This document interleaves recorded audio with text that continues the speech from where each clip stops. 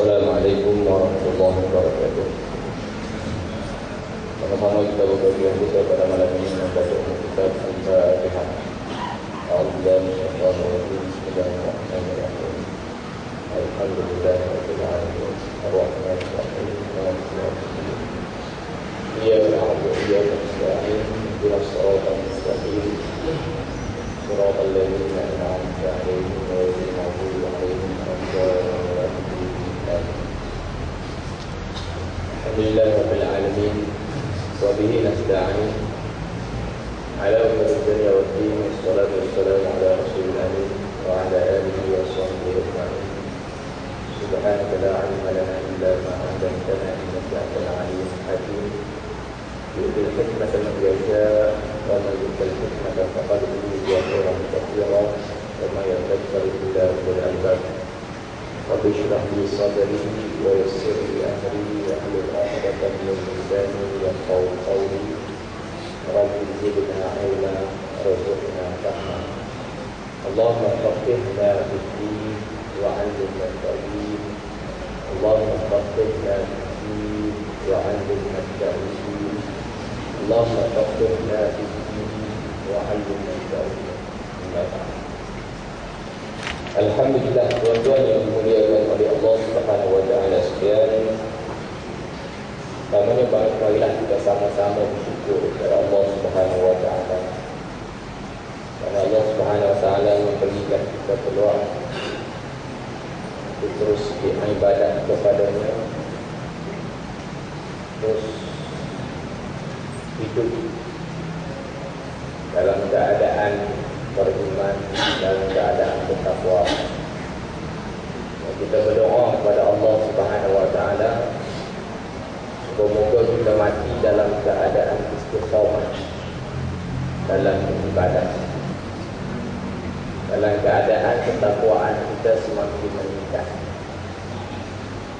Kita tak nak dalam masa tempoh dekat kita nak mati, keimanan kita menurun, ketakwaan kita menurun, dan kita mati dalam ketiadaan takwa dalam diri kita, dalam kekurangan iman dalam diri kita. Kita tak nak begitulah. Kita berdoa supaya Allah Subhanahu wa taala tetapkan iman kita, tingkatkan ketakwaan kita. Tapi kita tidak boleh hanya berdoa, kita mesti berusaha. Baik, pada minggu lepas kita dah lihat, dah habis berkenaan dengan solat Jumaat. Sebab solat Jumaat dah ada. Kita lihat pada malam ini tentang solat nafi. Solat nafi, sembahyang sunat. Sembahyang sunat. Kita sebut solat nafilah, sembahyang sunat. An-naflu ni dari segi bahasa dia maksudnya tambahan.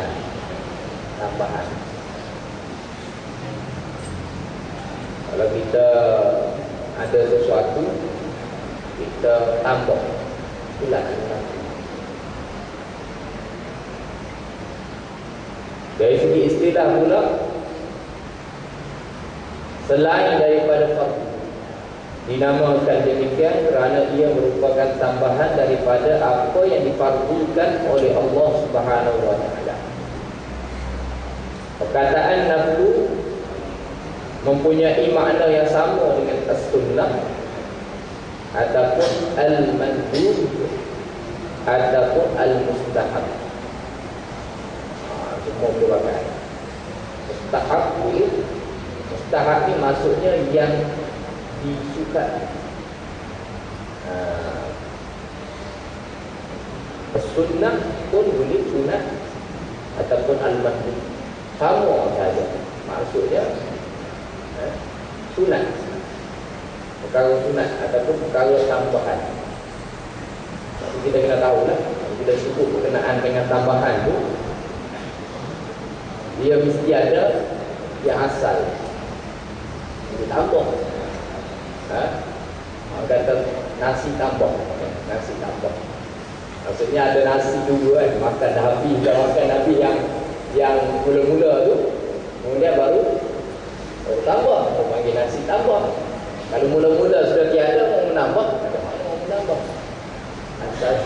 Asalnya tiada. Dalam kitab Minyatul Musallin sebut berkenaan dengan sunat ni. Kalau dalam sembahyang dia ada dua sunat. Satu sunat abad, satu lagi sunat haihat. Dua. Sunat ni dia adalah pelengkap kepada sembahyang, rukun-rukun yang sedia ada. Kalau kita umpamakan sebuah kereta tu, dia punya aksesoris tu, yang kasih cantik kereta, itulah dia sunat. Kalau rumah tu, yang asas tu fardu, dia kasih cantik rumah tu, itulah sunat. Kata lain, sebab itulah dia mesti ada dulu rumah, mesti ada dulu kereta, baru boleh kasih cantik. Bagaimana nak cantikkan kereta kalau kereta pun tiada? Bagaimana nak cantikkan rumah kalau rumah pun tiada? Bagaimana nak cantikkan solat fardu kalau solat fardu pun tak? Jadi solat sunat dia mencantikkan solat fardu. Ada yang bocor sana, bocor sini, bocor sana kan? Maklum, al-maklum lah. Angkat takbir sudah sampai ke pekan. Pekan sudah sampai ke ini mewah. Angkat je takbir, sudah ingat di mana kunci yang hilang. Tadi hilang kunci, angkat takbir terus jumpa. Belakang pintu, opom ni. Cepat-cepat sembahyang bagi salam, balik, nak jumpa tu. Yang lupa boleh ingat masa sembahyang. Jadi benda-benda inilah yang mencacatkan sembahyang kita. Jadi mana yang menyempurnakan balik? Sembahyang sunat. Tapi yang penting mesti sembahyang fardu. Inilah yang diberi penekanan oleh mana-mana ustaz apabila berceramah. Sepanjang bulan Ramadan orang datang solat sunat tarawih. Ingat tak? Solat sunat tarawih. Sunat tarawih. Apabila sebut sunat, dia menyempurnakan yang fardu. Isyak tak semayang, sembahyang tarawih. Ada bukan di sini lah. Susah lah. Ya. Kita masuk mungkin sembahyang isyak tu, dia duduk-duduk berdebar terus. Takkan sudah sembahyang isyak cepat betul. Dia berbual di luar masjid cepat betul. Tiba-tiba dia amin dalam masjid. Belum siap lagi ni. Rupa-rupanya tanya-tanya, kenapa orang di sini tak sembahyang isyak? Oh, kami mau sembahyang tarawih saja banyak. Datang untuk sembahyang tarawih saja, bukan sembahyang isyak. Sedangkan isyak tu fardu, tarawih tu sunat. Ingat, sunat dia menyempurnakan yang fardu. Jadi kalau kapal tu bocor di sana, baru dia tampal di sana. Tapi kalau kapalnya tiada, apa yang mau ditampal? Rumahnya tiada, apa yang mau dikasih cantik? Keretanya tiada, apa yang mau ditukar rim spot tu? Tukar apa? Rim spot saja beli, tapi keretanya tiada. Tiada guna. Maksudnya begitu. Apa nak jelas? Perkara pertama yang akan disoal, perkara pertama yang akan disoal, dihitung, dikira, dihisab oleh Allah Subhanahu Wa Taala di hari akhirat adalah solat kita. Jadi solat kita cacat, maka cacatlah amalan yang lain. Masalah besar. Jadi kita nak sempurnakan dengan cara solat. Baik. Jelas kan? Ini jelas. Bagi tazkirah, bagi peringatan kepada orang yang tak faham. Sembahyang sunat tu berlapis sembahyang sunat. Sembahyang fardu Jarang-jarang. Ini masalah besar. Sembahyang sunat tarawih berhabis. Orang bilang berhabis. Ada orang sembahyang 8 terus dia komplain. Mana 8 saja? Punya 8 malas dia bilang. Pemalas. Kalau sembahyang 8 dia bilang pemalas. Tanya balik, kalau sembahyang fardu cukup ke tidak? Semua cukup, subuh saja bang, kurang doa. Ya, walaupun semua sekali dihimpunkan solat sunat, dia tidak akan menyamai walaupun 1 rakaat solat fardu. Walaupun dihimpunkan sepanjang hidup kita daripada kita pandai sembahyang sampai ke akhir hayat kita himpun, dia tidak akan sama dengan fardu. Fardu ni dia asas, sunat adalah tambahan. Ini kita jelas. Gitu. Okey. Pembahagian solat sembahyang sunat. Sembahyang sunat terbahagi kepada 2 bahagian. Dia pecah 2. Pertama, sembahyang sunat yang tidak sunat dilakukan secara berjemaah. Sembahyang sunat dan tidak sunat dilakukan secara berjemaah. Tidak sunat dilakukan secara berjemaah. Yang kedua, sembahyang sunat yang sunat dilakukan secara berjemaah. Maksudnya yang pertama, sembahyang sunat yang sunat dilakukan secara individu, seorang-seorang. Yang kedua, sembahyang sunat yang dilakukan secara ramai. Berjemaah itu maksudnya ramai. Lebih daripada seorang lah. 2 itu kira berjemaah, saudara. 2 berjemaah, seorang ini 2. Kemudian sembahyang yang tidak disunatkan berjemaah. Yang sembahyang seorang-seorang ini bagi pula kepada 2 pula. Yang sembahyang seorang-seorang ini bagi 2 pula. Pertama, sembahyang yang mengiringi fardu.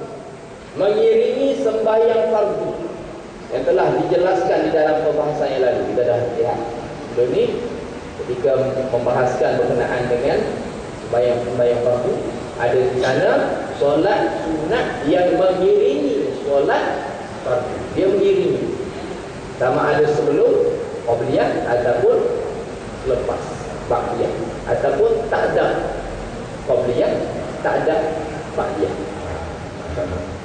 Okey, qabliyah ataupun ba'diyah, ataupun dia tak ada qabliyah tetapi dia mengiringi sembahyang fardu tertentu. Nanti kita lihat balik. Yang kedua, sembahyang sunat yang tidak mengiringi sembahyang fardu. Dia tidak mengiringi. Dia bukan dilakukan qabliyah, bukan ba'diyah. Bukan selepas sembahyang ataupun sebelum sembahyang, tidak. Dia bila-bila masa, anytime sahaja boleh dilakukan. Okey. Kedua-duanya dijelaskan seperti berikut. Yang pertama, okey, sembahyang sunat yang mengiringi sembahyang fardu bagi pula kepada 2. Banyak bagi 2 saja ni.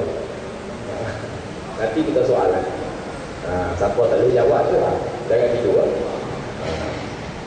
Bagi 2 ni. 2 ni. Pertama 2 sudah. Kemudian 2 lagi. Kemudian 2 lagi.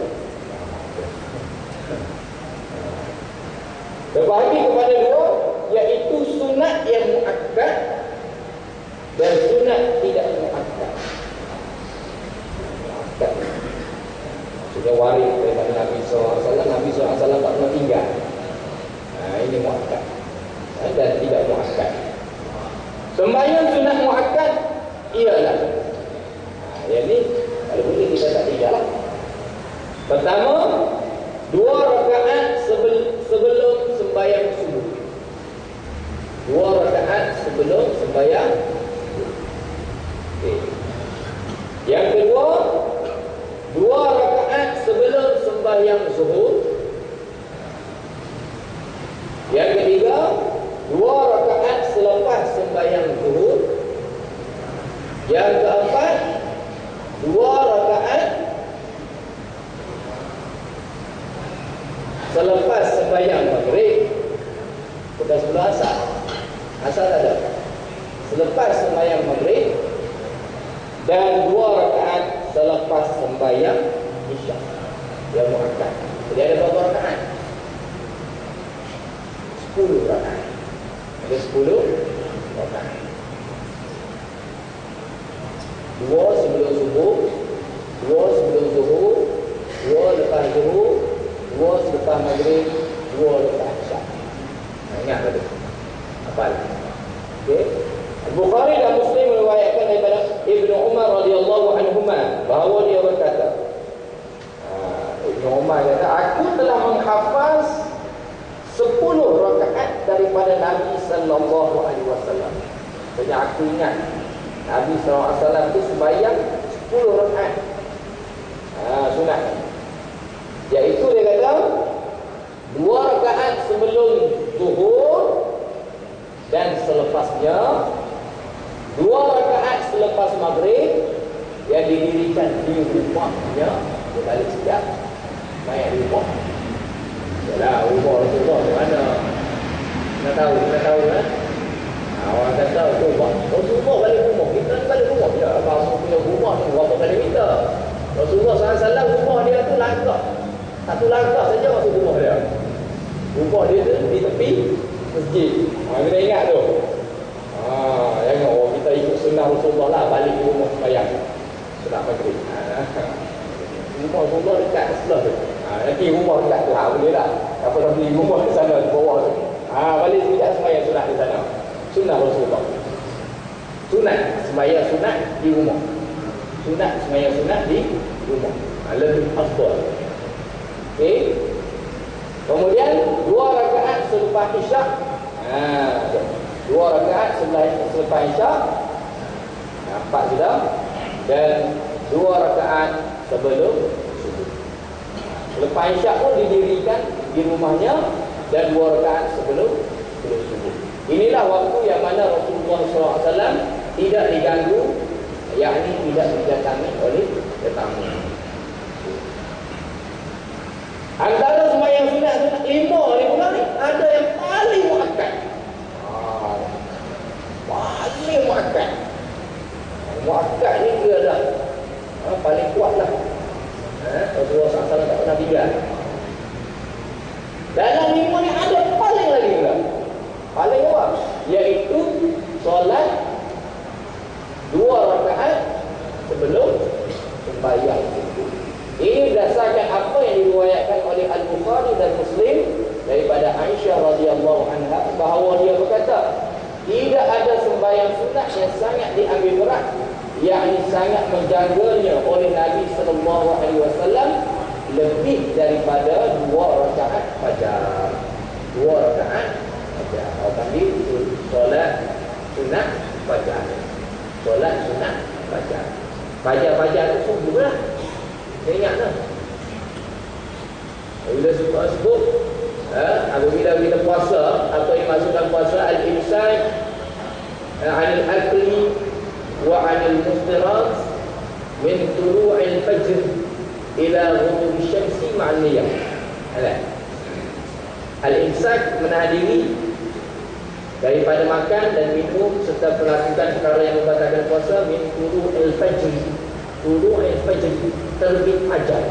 Terbit fajar tu apa maksud terbit fajar tu? Subuh lah. Terbit fajar subuh lah. Bukan terbit matahari. Fajar lain, matahari lain. Fajar, waktu fajar subuh lah. Dia ada cahaya putih di sana. Di sana. Siapa-siapa yang rajin kan. Itulah nak tahu waktu subuh sudah masuk. Dia ada jam semua. Nampak putih tu, masuk sudah waktu subuh. Itulah maksudnya fajar. Khaytun abyad. Khaytun abyad min khaytin aswadi minal fajr. Garis putih. Kita nampak di sebelah mana matahari, sebelah mana naik matahari, sebelah mana.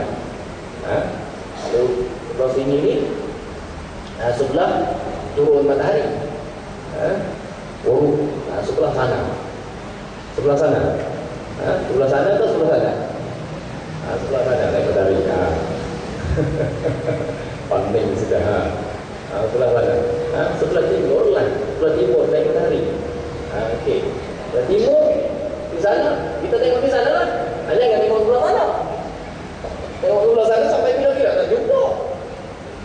Cahaya bukit. Tengok sebelah sana. Kalau orang juga ada di atas bukit ataupun dia tidak dilindungi oleh apa-apa, dia akan nampak satu cahaya. Begitu. Itulah tandanya sudah masuk waktu subuh. Kalau tiada jam, itulah tanda. Mana tahu kan satu masa nanti jam itu tak boleh pakai. Jika jam tak boleh pakai, ya. Siapa belajar sains tahu. Kalau arus elektromagnetik kuat disebabkan sesuatu macam bom tu, dia ada gelombang tu, mati habis semua. Jam-jam tak boleh pakai. Masa tu kita bergantung kepada ilmu yang kita ada lah. Bukan jam sudah. Kita kena ingat kalau orang pusing jam. Ini sudah pukul 5.30. Boleh semayang maghrib sudah. Pusing jam, itu semayang maghrib. Tak sah semayang dia. Dia bukan waktu jam tu dikira. Masuk waktu tu dikira. Bukan masuk waktu di jam tu. Apa? Itu kena jelas. Masuk waktu semayang lain. Jam ni hanya sebagai panduan. Kalau tepat boleh pakai lah. Kalau tak tepat boleh pakai. Buang dan tu sampah. Tukar yang lain. Jadi nampak cahaya tu masuklah fajar. Jadi azan saja subuh, di sanalah kita solat sunat fajar. Jadi sebelum azan subuh tak ada solat sunat fajar. Itu bukan solat sunat fajar. Baik. Lihat tak? Apa tadi minum? Sama? 2 sebelum subuh. 2 sebelum zuhur. 3 lepas zuhur. 4 lepas maghrib. 5 fajar. Guna 2 hala pula. Satu hala dah jadi. Baik, cikgu. Sembahyang yang tidak muakkad pula ialah sembahyang tidak muakkad pula di sini ada berapa ni? Ada 5. Yang pertama 2 rakaat sebelum sembahyang zuhur, merupakan tambahan kepada 2 rakaat yang muakkad. Sebelum zuhur ada lagi 2 lagi. Jadi 2 yang muakkad, 2 yang tidak muakkad. Jadi berapa rakaat sebelum zuhur sebenarnya? 4. Jadi kalau kita tak boleh buat 2, tak boleh buat 4, buatlah 2. 2 ni jangan tinggal lah. Begitu.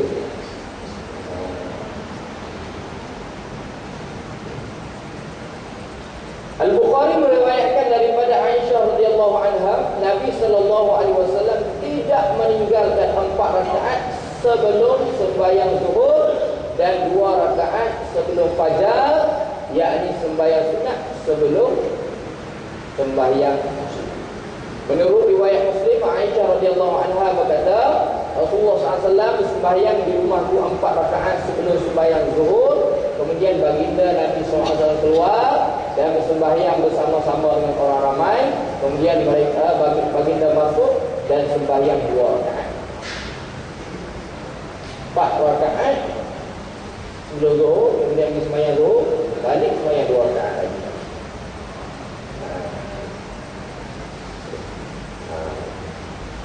Senang ni.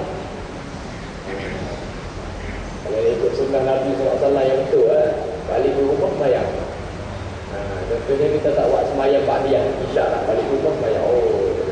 Siapa yang boleh buat sembahyang sunat qabliyah dan ba'diyah di rumah, dia hebat. Dia hebat. Baik.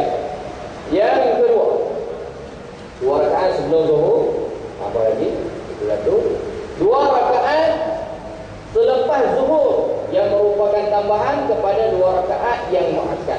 Ini berdasarkan hadis riwayat 5 perawi Abi Daud, At-Tirmizi ataupun At-Tirmizi, An-Nasa'i, Ibnu Majah dan Imam Ahmad.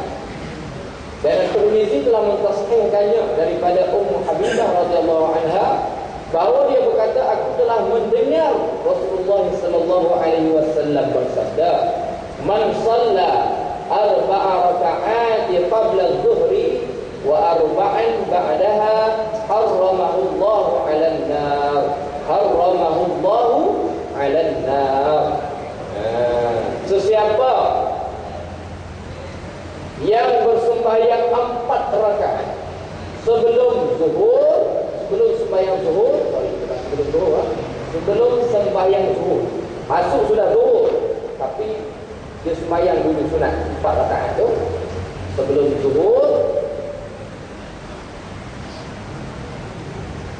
dan 4 rakaat selepasnya, Allah akan mengharamkan api neraka ke atasnya, yakni dijauhkan daripada api neraka. 4 perawi, 5 perawi, 5 perawi meriwayatkan hadis ini dan disahihkan oleh Tirmizi. Tirmizi kata hadis ini hadis yang sahih, yang sahih. Jadi begitu. Tapi jangan pula sembahyang sunat 4 rakaat sebelum, 4 rakaat selepas sembahyang zuhur tak sembahyang. Ini bahaya. Dah diharamkan dah masuk neraka. Dia kata, pasal apa Nabi kata begitu? Ini jangan. Masalah kunci saqar. Kenapa kamu dicampakkan ke dalam neraka? Lam nakun minal musallin. Aku ni bukan orang yang sembahyang. Bukan yang orang yang sembahyang. Jadi orang yang tak sembahyang tempatnya di mana? Dalam neraka. Itu kena jelas, dalam neraka. Keluar atau tidak berdasarkan kepada ada tak iman dia. Itu pegangan Ahlussunnah wal Jamaah. Orang yang melakukan dosa besar akan dimasukkan ke dalam neraka dahulu, dibakar sehingga akan habis semua dosa dia, barulah dikeluarkan. Itu pun punya syarat, masih ada iman kan? Ada, walaupun sekecil zarah akan dikeluarkan, baru masuk dalam surga. Berapa lama tak tahu kan? Jadi gantung kepada dia punya dosa berapa banyak. Termasuk dosa besar. Kadang-kadang orang lupa meninggalkan sembahyang fardu ni adalah dosa besar. Dosa besar. Bukan dosa kecil, dosa besar. Orang dia dapat dosa besar ni, muazah, zina, taubatlah. Kenapa? Zina banyak hal dia. Dia tak sedar. Dia suruh taubat tu, sembahyang tak sembahyang. Dia suruh orang taubat, dia tak sembahyang. Lupa bahawasanya dia melakukan dosa yang besar. Dia ingat tu, dosa besar. Tinggalkan sembahyang, ataupun meninggalkan kewajiban ataupun kefarduan, itu adalah sebenarnya sedang melakukan dosa yang besar. Ini kena jelas. Jadi dijauhkan daripada api neraka. Siapa yang solat 4 rakaat sebelum zuhur, 4 rakaat selepas zuhur.